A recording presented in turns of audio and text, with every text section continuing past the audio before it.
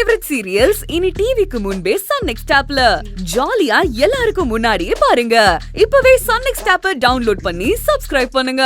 கோர்ட்ல கேஸ போட்டு ஒட்டு மொத்த சொத்தையும் முடக்குனவ நான் சும்மா உட்கார்ந்துருப்பேனா? அடுத்து உனக்கு அந்த வேலைய பார்க்கணும்ல, அப்படி ஒரு வேலையத்தான் பார்த்தேன். ஊர் திருவிழா கமிட்டிக்காரங்க எல்லாரையும் நான் என் கூட பிறந்த பொறப்ப வச்சு பேச சொல்லி கோர்ட் ஆர்டரை மீறி கோவில் நகைய நீ எப்படி எடுத்து கொடுக்க போறேன்னு நாக்க புடுங்குற மாதிரி கேட்டுட்டு வாங்கன்னு அனுப்பி இருந்தேன்.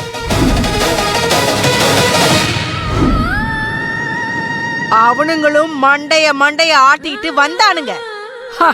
அவனுங்கள மட்டும் அனுப்புனா அது உருப்படாம போயிடும் தான் அந்த கூட்டத்துல எங்க ஆளுங்க 4 பேரை சேர்த்து அனுப்பி இருந்தேன்.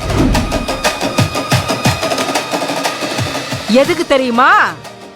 உன்கிட்ட வந்து ஊர்க்காரங்க நகைய கேட்கும் போது கூட்டத்தோட கூட்டமா எங்க ஆளுங்க கலவரத்தை பண்ணி அந்த கலவரத்துல உன் வேட்டிய உருவி அசிங்கப்படுத்தலான்னு பார்த்தேன். அதான் நடக்கலையே. என்ன ஒரு திமிர் இருந்தா இந்த வேலையை பார்த்திருப்பா. பொம்பளையா இவள கல்யாணம் பண்ணியிருந்தா என் புள்ள பிரபாகரனோட வாழ்க்கை பாழாதாங்க போயிருக்கோம். அந்த சாமிக்கே பிடிக்காமதான் அந்த கல்யாணத்தை நிறுத்தி இருக்கு. மா போதும் நிறுத்து. ஓடி போன அவனுக்கு வக்காலத்து வாங்க ஆரம்பிச்சிட்ட. இவ ராட்சசின்னா அவன் அயோக்கியம். எல்லாம் ஒரே குட்டில ஒரு மட்டைங்கதான். ஏண்டி அவன் நம்ம வீட்டு வாசல்ல குத்துக்கலாட்டம் உட்காந்து சோத்த போட்டு தின்னுட்டு இருக்கா. அவ கழுத்தை பிடிச்ச வெளியே தள்ளாம நான் பேசுனது தப்புன்னு சொல்லிட்டு இருக்க. இந்த நேரத்துல கூட ஏன் பிள்ளைய குறை சொல்லணும்ல? நீங்க சும்மா இருங்க. அவ அப்படி ஒரு வார்த்தையை சொல்லிட்டு வாசல்ல உட்காந்து தின்னுகிட்டு இருக்கா. நீங்க என்ன அடக்குறீங்களோ? ஓய், என்ன அங்க சத்தம்? பேசாம பொத்துனாப்புல இருக்கணும், சரியா? பிரச்சனை எனக்கும் அந்த ஆளுக்கும் மட்டும்தான். மத்தவங்க எல்லாம்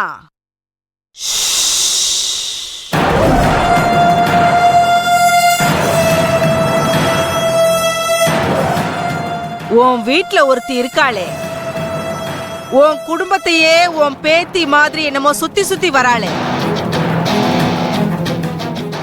அவ உன் பேரனை கூட்டிட்டு போய் கோயிலுக்கு வந்த கமிட்டிக்காரங்க எல்லாரையும் வழிமறிச்சு உன் வீட்டு பக்கமே வரவிடாம உனக்கும் விஷயத்தை தெரிய விடாம பேசி ஒட்டு மொத்த பேரையும் மடக்கி அனுப்பிட்டா. ஊர்க்காரனுங்க சரி, நம்மாளுங்க எப்படி திரும்பி வந்தானுங்கன்னு செம்ம கோவத்துல கேட்டேன். அப்புறம்தான் சொல்றானுங்க உன் பேரன் நோம்பு சாட்டுக்குள்ள நகை வந்துரும்னு சத்தியம் பண்ணி கொடுத்திருக்கான். அது என்ன மாதிரி சத்தியம் தெரியுமா? உன் பேரன் வெறும் சத்தியம் பண்ணல, தண்ணியில அடிச்சு சத்தியம் பண்ணிருக்கான்.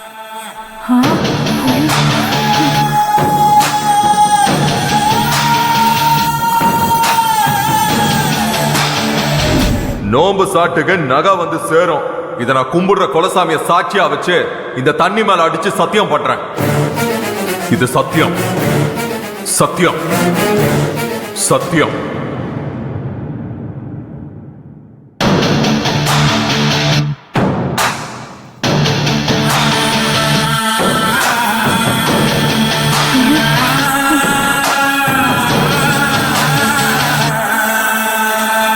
எப்படி? தண்ணியில அடிச்சு.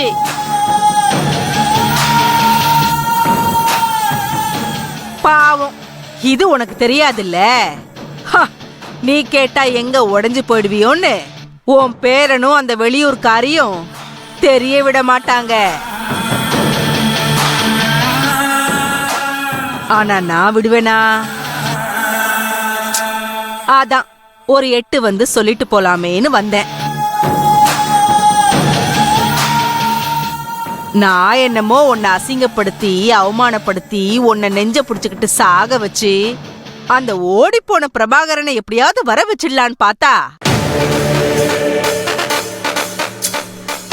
அதுக்கு முன்னாடி உன் பேரன் போய் சேர்ந்துருவான் போல இருக்கே. புரியலையா? நோன்பு சாட்டுறதுக்குள்ள இல்ல, சாட்டி முடிச்சு திருவிழாவே முடிஞ்சா கூட உன்னால ஒரு பொட்டு நகையை கூட எடுத்து கொடுக்க முடியாது. அதுக்கு நான் விட மாட்டேன்.